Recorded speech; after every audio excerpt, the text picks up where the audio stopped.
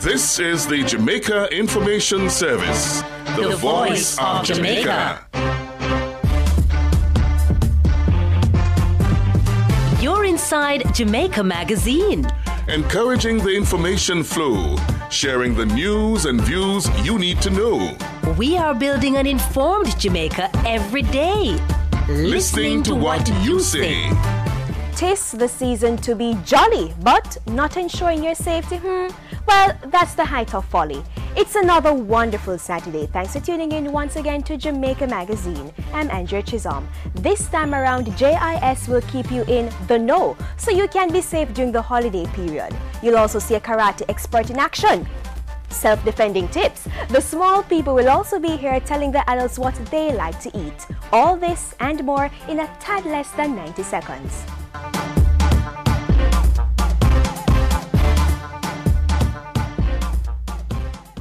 This is my appeal, Jamaica. Give blood for real. Give blood and give the gift of life. So safe you don't have to think twice. Do what you can for one another. Yeah, man. Be a hero, be a blood donor. Yeah, me people, watch it. Give blood for your sister and your brother. Save the life of another. You might never know. Give blood. As you love a life, you love many people want blood. The Father says so. One blood. Sign up today. Be a blood donor. Many people, one blood.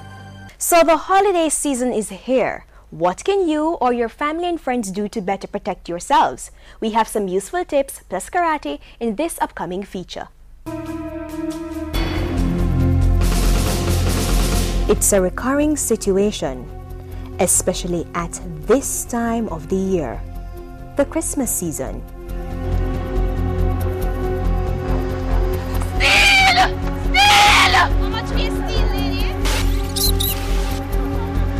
Thief! Thief! Thief! Right.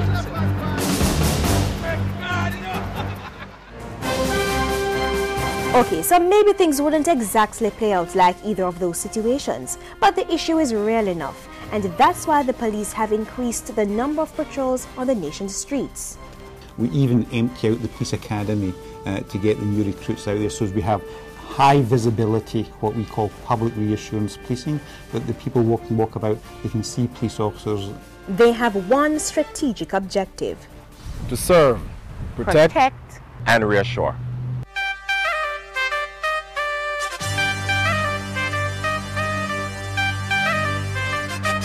Statistics indicate that during the holiday period, there's a significant increase in major crimes. And despite the best efforts, the numbers have been inching upwards as the years progress. The police, with their limited resources, are using every bit of muscle energy to combat the problem. They're interacting in a non-confrontational situation, and people look around and say, yeah, I feel safe, the cops are about here. It's good for crime prevention because the bad guys also see the police officer walking around. But you also have a role to play. A headache is not needed when contemplating how to stay safe at your home. There is something called crime prevention through environmental design. Big term, but it's simple. You can begin by trimming excess bushes, installing security lights, or installing a security system from a reputable company. While you're at it, ask yourself this question. If I lost my keys, will I be able to get back into my home? Aha! I can just open the back window. That means an intruder can also get in. I've got to fix that. On top of that, you need to ensure that you lock all windows, doors, and grills before you leave home. Ask a trusted neighbor to keep an eye on your home whenever you are out, but make sure you don't publicize your plans too much. Tell only those who need to know. I need to stop hiding my keys under the mat and under the shell at my doorway. Nobody does that anymore. Wow, I've got a lot of catching up to do.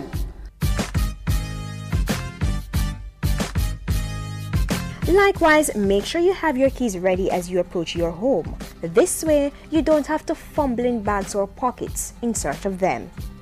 If you want a free crime prevention survey, Police officers in the community safety branches throughout the country will be happy to come along, look at your home and tell you what crime prevention measures you might want to take to improve your security.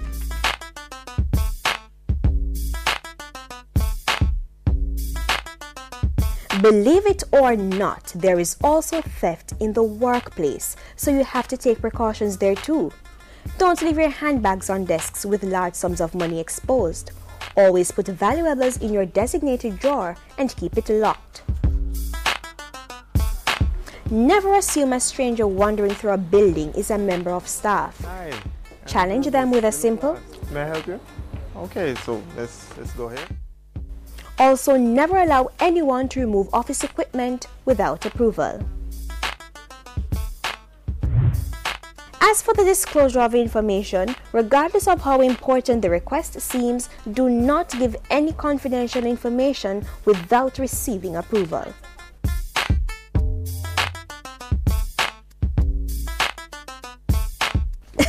That is definitely a no-no. Do not be complacent. You make it easier for pickpockets to sneak up and snatch any item that is catchy to the eye. And if you are being followed, cross the street to the other side. If the follower crosses as well, cross again. Remember though, walk facing the oncoming traffic. And if you're out shopping, keep your money in a secure location. Ladies, guard your handbags, and men, secure your wallets.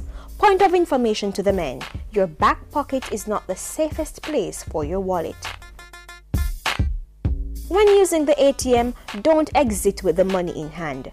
Put it in a safe place. The money in your hand is like honey to a nearby bee or thief. What about if you're in a bus? That's a no-no. You might very well wake up and realize that your valuable possessions have disappeared, almost like a magic trick. As for the drivers, use the main roads. Don't use little shortcuts through areas that may be a bit dodgy or you don't know very well. Okay? You're also reminded to lock your car doors after entering the vehicle and keep valuables out of the public's view. So you've gotten some good tips, but we're not quite through yet. In the next segment, which comes up after this break, you'll meet popular karate expert Tony T. Rob Robinson. If you don't wear your seatbelt, this could happen to you. And the consequences could be disastrous. In an accident, the vehicle stops. Suddenly, you don't. Even at 30 miles per hour, your body will be thrown violently forward with a crash force of up to 10 times your weight. Always wear a seatbelt. Seatbelts save lives. A message from Texaco, a world of energy, and the Road Safety Unit, Minister of Transport and Works. Remember, road safety begins with you. So in the previous segment, you learned how to watch your back, whether you're at home, on the streets, or even in the office. But what if you try all that and more and still come face to face with your attacker? You resort to this. Everybody was kung fu fighting. Those kids were fast as lightning. All right, as someone who holds in waist, right? Chances are he's a very strong person. So don't try and resist because he's very strong, right? Your arms are free. So what to do? To strike to a vulnerable area. Ladies especially, strike to the throat. Very vulnerable. Strong either to the throat here, or make a fist and punch directly in the throat. Right? Very effective. Or strike nose bridge here. Driving the cartilage up. Very dangerous. Don't care how big the guy is, how strong he is. Hit him in the throat, he will go down. And if someone should grab you by the throat, tuck down, turn away, then strike them across the face.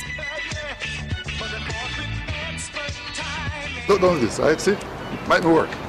Your arms are free. So you strike him, okay, see? Both arms occupied. So you strike him throat again, or even both ears. BAM! Here. Very effective. Then afterwards now you bring him up in the groin or in the face. The knees and elbows are very effective and potent weapons. What if they want your keys? Don't give it to them. Throw it away, they'll get distracted, and then you run. And if you're approached from behind with a knife, this way, away. You see?